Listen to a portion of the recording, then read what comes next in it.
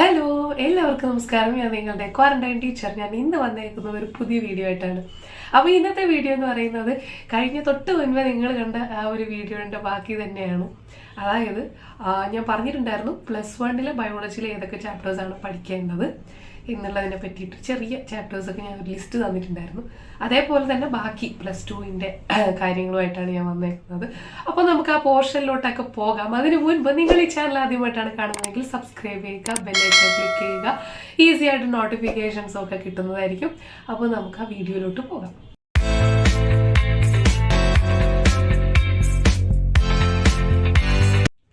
Okay, അപ്പോൾ നമ്മുടെ +2 biology chapters നോക്കാം. അപ്പോൾ +1 ബയോളജി ഓൾമോസ്റ്റ് എല്ലാവർക്കും മനസ്സിലായി. അത് എനിക്ക് എന്താ പറയണ്ടേന്ന് സത്യം പറഞ്ഞു കഴിഞ്ഞാൽ എനിക്കൊരു പിടി കിട്ടുന്നില്ല കേട്ടോ. ഞാൻ ഏതാണ്ട് ഹാഫ് ഇവിടെയും ഹാഫ് വേറെ എവിടെയോ ആയിട്ടാണ് ഇരിക്കുന്നത്.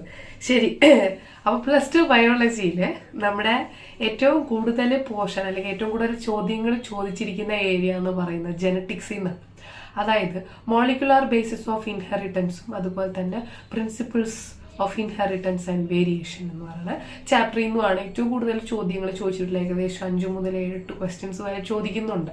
അപ്പോൾ ഏറ്റവും കൂടുതൽ നമ്മുടെ +2 ചോദിച്ചിരിക്കുന്ന ഏരിയ എന്ന് പറയുന്നത് ജെനറ്റിക്സ് ആണ് കേട്ടോ. അപ്പോൾ ജെനറ്റിക്സ് നിങ്ങൾ ആദ്യം പഠിക്കുക എന്നുള്ളതാണ് ഫസ്റ്റ് നിങ്ങൾ ചെയ്യേണ്ട കാര്യം. അപ്പോൾ നെക്സ്റ്റ് വരുന്ന, അതായത് നെക്സ്റ്റ് ഇമ്പോർട്ടൻ്റ് ആയിട്ട് വരുന്ന +2 ബയോളജി പോർഷൻ എന്ന് പറയുന്നത് human reproduction and reproductive health. അതിൽ നിന്നും എപ്പോഴും ഒരു 4 ചോദ്യങ്ങൾ വരെ നമ്മൾ പ്രതീക്ഷിച്ചിട്ടുണ്ട്. അതായത് റീപ്രൊഡക്റ്റീവ് ഹെൽത്തിൽ നിന്നും ഹ്യൂമൻ റീപ്രൊഡക്ഷനിൽ നിന്നുണ്ട്. അപ്പോൾ ഇതൊക്കെ അണ്ടർസ്റ്റുഡ് ആണ്, എല്ലാവർക്കും അറിയാവുന്ന കാര്യമാണ്. അത് പ്രത്യേകിച്ച് ഞാൻ പറഞ്ഞു തരേണ്ട ആവശ്യമില്ല. ഞാൻ ഓൾറെഡി എപ്പോഴും പറയുന്ന കാര്യമാണ്. ഇപ്പോൾ നമ്മുടെ ബയോളജി ടെക്സ്റ്റ് ബുക്കിലെ എല്ലാ ചാപ്റ്റേഴ്സും ഇമ്പോർട്ടൻ്റ് തന്നെയാണ്. ഞാൻ അതിൽ കുറച്ചുകൂടെ വെയിറ്റേജ് കൂടിയത് ബേസിസിലാണ് ഞാൻ ഈ പറഞ്ഞു തരുന്നത്. ഞാൻ ഈ പറയണ കേട്ടിട്ട് ഇത്ര ചാപ്റ്റർ മാത്രം പഠിച്ചാൽ മതി എന്ന് നിങ്ങൾ വിചാരിക്കരുത് കേട്ടോ. എല്ലാം പഠിക്കണം. ഞാൻ പറഞ്ഞതിപ്പോൾ എനിക്ക് മെസ്സേജസ് വരാറുണ്ട്, എങ്ങനെയാണ് അറ്റ്ലീസ്റ്റ് ക്വാളിഫൈ ആകുന്നതെന്നെങ്കിലും അതിന് ഒരു ടിപ്പ് പറഞ്ഞു തരാമോ എന്നൊക്കെ ചോദിച്ചിട്ട് മെസ്സേജസ് വരാറുണ്ട്. അപ്പോൾ അതിൻ്റെ ഒരു ഇതിലാണ് ഞാൻ ഇതൊക്കെ പറഞ്ഞു തരുന്നത്. പിന്നെ കേൾക്കുന്നവർക്ക് ഇതെന്തായിരുന്നാലും യൂസ്ഫുൾ ആകുമെന്ന് എനിക്ക് തോന്നി, അതുകൊണ്ടാണ്. അത് കഴിഞ്ഞിട്ട് നിങ്ങൾ ഇമ്പോർട്ടൻസ് കൊടുക്കേണ്ടതെന്ന് പറയുന്നത് നമ്മുടെ ഹ്യൂമൻ ഹെൽത്ത് ആൻഡ് ഡിസീസും പിന്നെ മൈക്രോബ്സ് ഇൻ ഹ്യൂമൻ വെൽഫെയർ. അപ്പോൾ ഇതിൽ നിന്നും എപ്പോഴും ഒരു 3-4 ക്വസ്റ്റ്യൻസ് എപ്പോഴും ചോദിച്ചു കണ്ടിട്ടുള്ളതാണ്. എസ്പെഷ്യലി മൈക്രോബ്സ് ഇൻ ഹ്യൂമൻ വെൽഫെയറിലെ നമ്മുടെ മൈക്രോ ഓർഗാനിസത്തിനെ പറ്റിയിട്ട് എപ്പോഴും 2 ക്വസ്റ്റ്യൻ എങ്കിലും വന്നിട്ടുണ്ടാകും. അപ്പോൾ അത് നിങ്ങൾ അടുത്ത ഇമ്പോർട്ടൻസ് കൊടുക്കേണ്ട ഒരു ചാപ്റ്ററാണ്. പിന്നെ നമ്മൾ നോക്കി പറയുവാണെങ്കിൽ +2 ചാപ്റ്റേഴ്സിന്റെ നമ്പർ ഭയങ്കര കുറവാണ്. എന്ന് വെച്ചാൽ കുറച്ച് ചാപ്റ്റേഴ്സ് ആകെ ഉള്ളൂ. അപ്പോൾ അതിൽ നിന്ന് എല്ലാം ഇമ്പോർട്ടൻറ്റും കൂടെ തന്നെയാണ്. അതാണ് ഒരു പ്രശ്നം എന്ന് പറയുന്നത്. അപ്പോൾ ഞാൻ ഈ പറഞ്ഞു വരുമ്പോൾ ഏകദേശം എല്ലാം ഉണ്ട്. നെക്സ്റ്റ് വരുന്നത് നമ്മുടെ organism and population. Organism and പോപ്പുലേഷനിൽ നിന്ന് ചില വർഷങ്ങളിൽ 2 ചോദ്യങ്ങൾ മാത്രമേ വന്നിട്ടുള്ളൂ, എന്നാൽ ചില വർഷങ്ങളിൽ 5 ചോദ്യം വന്ന വർഷങ്ങളും കണ്ടിട്ടുണ്ട്. അപ്പോൾ ഓർഗാനിസം ആൻഡ് പോപ്പുലേഷൻ, പിന്നെ എക്കോസിസ്റ്റം എന്ന് പറയുന്ന ചാപ്റ്റർ. പിന്നെ നെക്സ്റ്റ് വരുന്നത് ബയോടെക്നോളജി. അപ്പോൾ ബയോടെക്നോളജിയിൽ നിന്ന് എനിക്ക് തോന്നുന്നു എപ്പോഴും ഒറ്റ ക്വസ്റ്റിനെ ചോദിക്കാറുള്ളൂ. BT കോട്ടണിനെ പറ്റിയിട്ടാണ് കൂടുതൽ എപ്പോഴും ചോദിക്കാറുള്ളത്. അല്ലെങ്കിൽ നമ്മുടെ ക്ലോണിംഗ് വെക്ടറിനെ പറ്റിയിട്ടോ അങ്ങനെ എന്തെങ്കിലും ഒരു ചോദ്യങ്ങളായിരിക്കും എപ്പോഴും വരാറുള്ളത്.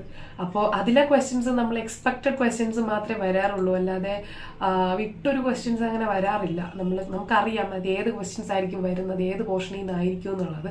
അപ്പോൾ അങ്ങനെ ചോദ്യങ്ങളെ വരാറുള്ളൂ. ശരിക്കും എൻ്റെ അഭിപ്രായത്തിൽ പറയുകയാണെങ്കിൽ +2 ചാപ്റ്റേഴ്സിൻ്റെ മാർക്ക് മേടിക്കാനാണ് കുറച്ചുകൂടെ ഈസി. കാരണം അത് അത്രയേ ഉള്ളൂ. അത് ആ ഒരു മെയിൻ ക്രക്സ് ഏരിയാസ് ഉണ്ട് ഓരോ ചാപ്റ്റേഴ്സിൽ, അതിൽ നിന്ന് മാത്രമേ ചോദ്യങ്ങൾ വരത്തുള്ളൂ. +1 പക്ഷെ അങ്ങനെയല്ല, കുറേ ഉണ്ട്. അതിൽ എവിടെ നിന്ന് വേണമെങ്കിലും ഏത് സെന്റൻസ് വേണമെങ്കിലും അവർ എടുത്തുകൊണ്ട് വരും, അങ്ങനെയാണ്. പക്ഷെ +2 ചാപ്റ്റേഴ്സ് കുറച്ച് കോംപ്ലിക്കേറ്റഡ് ആണ്. അതാണ് ഈ രണ്ടും തമ്മിലുള്ള ആ ഒരു ഡിഫറൻസ്, ആ ഒരു പ്രശ്നം എന്ന് പറയുന്നത്. അപ്പോൾ ഇത്രയാണ് ബയോളജി +2 ചാപ്റ്റേഴ്സിൽ നമുക്ക് ഇമ്പോർട്ടൻസ് കൊടുക്കാനുള്ളത്. അപ്പോൾ ഞാൻ ഒരു കാര്യം നേരത്തെ പറഞ്ഞത് തന്നെ വീണ്ടും ഓർപ്പിക്കുകയാണ്. അതായത് ഞാൻ ഓൾറെഡി കഴിഞ്ഞ വീഡിയോസിലും പറഞ്ഞിട്ടുണ്ടായിരുന്നു, ഞാൻ നീറ്റിൻ്റെ തന്നെ ബയോളജിക്ക് വേണ്ടിയിട്ട് റിവിഷൻ ക്ലാസ് എടുക്കുന്നുണ്ടായിരുന്നു. അപ്പോൾ ഇൻട്രസ്റ്റ് ഉള്ളവർ എനിക്ക് മെസ്സേജ് ചെയ്യുക. എൻ്റെ നമ്പറും കോൺടാക്ട് നമ്പറൊക്കെ ഞാൻ തന്നിട്ടുണ്ട്. അപ്പോൾ അതിലോട്ട് മെസ്സേജ് ചെയ്യുക. ഓൾറെഡി കുറച്ച് പേര് വന്നു. എനിക്ക് ഒരുപാട് പേര് വന്നു കഴിഞ്ഞാൽ എടുക്കാൻ കഴിയില്ല. കുറച്ച് പേര് ഓൾറെഡി വന്നിട്ടുണ്ട്. ഇനി ആരെങ്കിലും ആദ്യമായിട്ട് കേൾക്കുന്നവരാരെങ്കിലും ഉണ്ടെങ്കിൽ എന്ന് വിചാരിച്ചിട്ടാണ് ഞാൻ പറയുന്നത്. പിന്നെ അപ്പോൾ നിങ്ങൾ എന്നെ കോൺടാക്ട് ചെയ്യാൻ നമ്പറൊക്കെ തന്നിട്ടുണ്ട്. അപ്പോൾ ഈ വീഡിയോ എല്ലാവർക്കും യൂസ്ഫുൾ ആയെന്ന് ഞാൻ വിചാരിക്കുകയാണ്, വിശ്വസിക്കുകയാണ്. അപ്പോൾ thank you so much for watching this video. By.